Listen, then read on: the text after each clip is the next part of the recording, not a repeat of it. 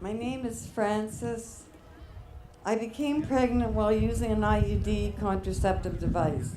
I was terrified and devastated at being pregnant. I became conflicted because of my heavy drinking. Would my child have fetal alcohol syndrome? Part of me wanted the baby.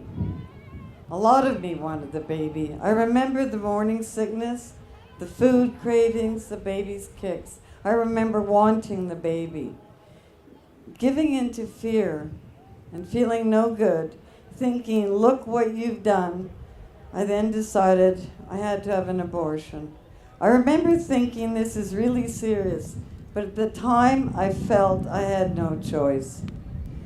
3 doctors arranged for me to get the abortion in very little time.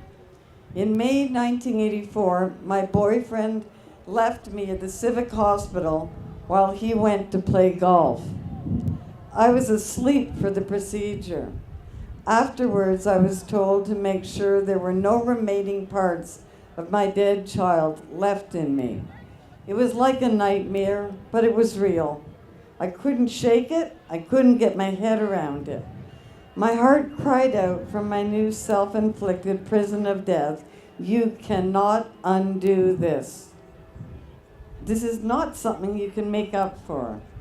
I was drowning in despair. I remember feeling very weak, very small, and very sad. Afterwards, I remember the horrible cramps. I felt so hollow and dead. I could find no peace and no sleep. Plagued by deep self-hatred and self-rejection, I drank excessively into oblivion to ease the pain and depression of the abortion.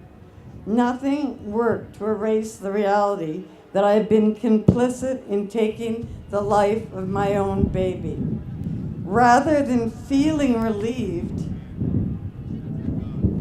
that the burden of my unborn child, the feeling that the burden of my unborn child was eliminated, I felt twisted and changed.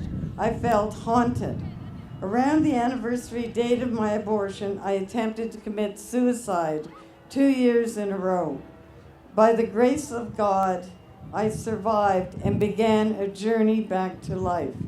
I surrendered to God's love and received His mercy and forgiveness.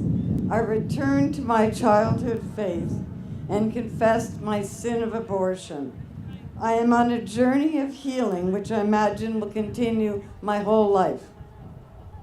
I attended a Rachel's Vineyard retreat and experienced intense spiritual healing.